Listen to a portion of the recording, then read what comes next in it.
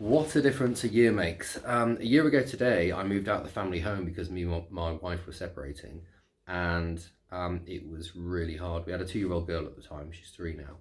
And I want to tell you a bit about it, just in case you're interested, or maybe you're going through something similar, and about the things that I've learned, because I'm in a much, much better situation now. But for a few weeks or a few months, I really wasn't. I had a really poignant moment tonight when my wife came round to pick up my daughter I had it this afternoon, and we all played together in her bedroom here, and it was lovely just kind of playing as a family, watching them walk away. I had a little moment, but that comes and goes. But for the most part, I'm in a much better place. The actual moving out day was a nightmare. So first of all, you've got this impending doom of your family falling apart that for me was going on for months, and that was just terrifying and heart-wrenching. And then the actual day, I crashed the van. It was pissing down with rain, and then I lost the keys, and it was an absolute nightmare. But what really helped was having a friend. So my friend Harvey took a day off work, and he helped me move all the shit, and that was really, really good. I wasn't good company, to be honest, but that didn't really matter. He was there. I knew that someone cared, and it had to move half the stuff. What I have learned though is that people often don't know how to help, and they might give well-meaning advice that doesn't land well. Maybe being a bit too hard-hitting or something like that. But you've got to take it all with a pinch of salt. Unless people have been through it themselves, people often don't. I guess it's like a bereavement. People just don't know what to say. And even if they have been through it themselves, everyone's experience is different.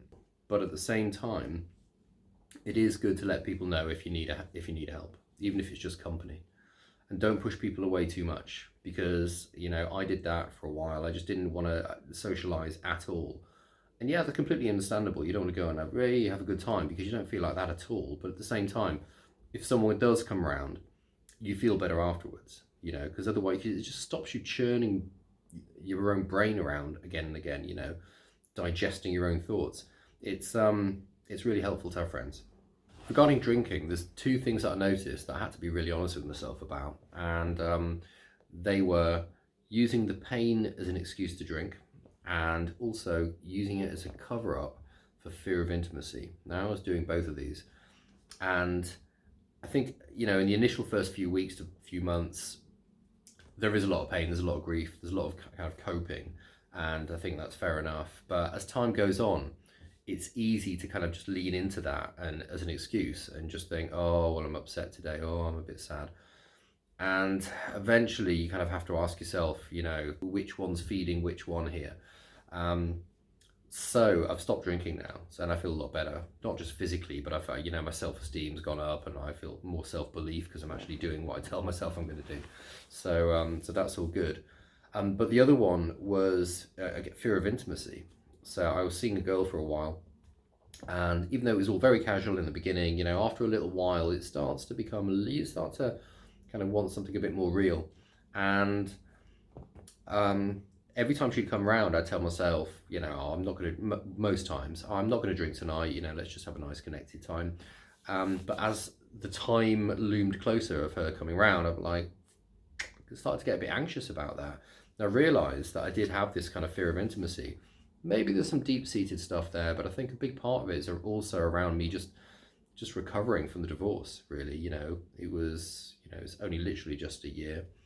There's still stuff that I'm processing about that, but also if I'm honest, it's hard to feel virile as a man if your life's not really where you want it to be.